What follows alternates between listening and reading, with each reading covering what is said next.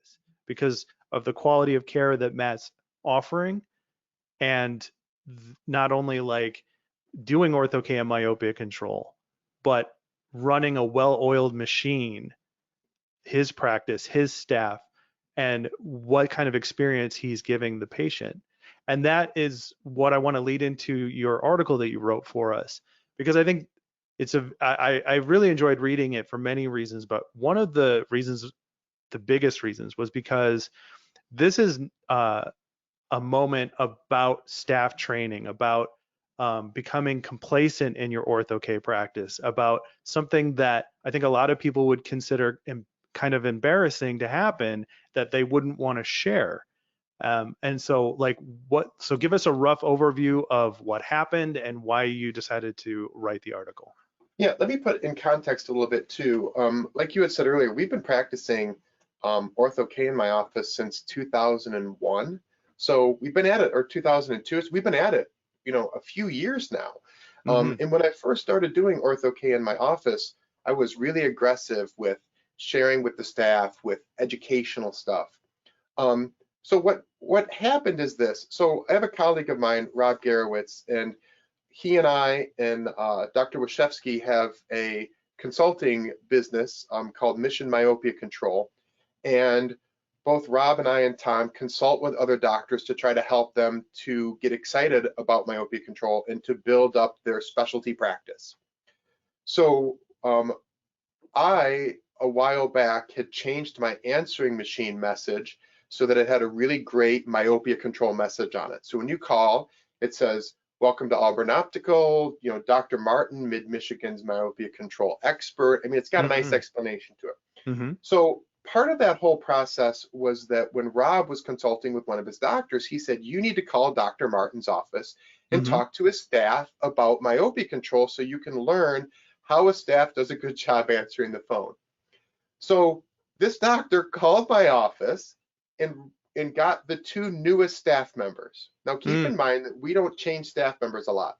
I had a staff member with a 10-year anniversary this week, and another one who's been here for 12 years, and another one who's been here for 15, and another one who's been here for 12. So we like to keep our people and we like to develop them, and I have frankly the best staff on the planet. So when I say new staff members, I mean one was here for a year and one was here for 6 months, because we had a staff member, Ashley Peters, who's gone away to become an eye doctor. She's in graduate school. It's her first year of graduate school, so we had to replace her.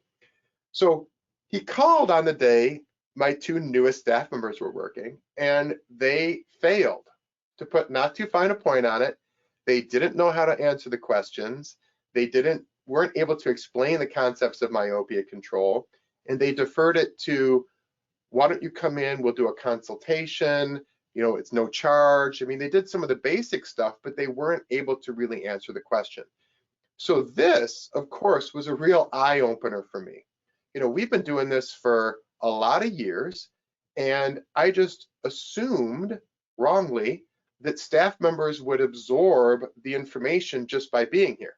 Because today, I have to grab my schedule over here, but today we did a new myopia control consult.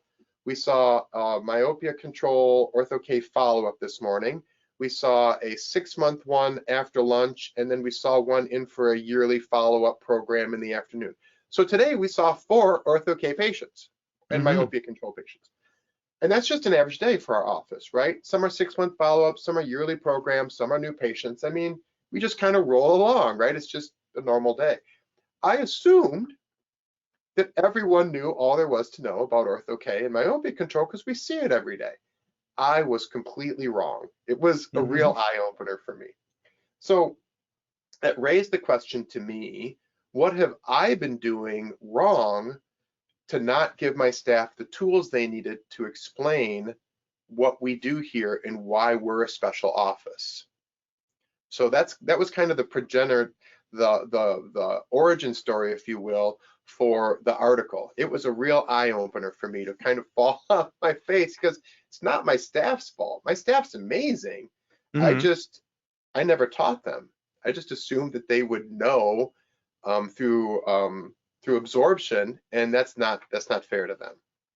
So it really led to a watershed moment for me of realizing that myself in particular, because I've been doing it for so long, and new fitters for sure, need to put some type of program in place and develop a continuing education program for their staff.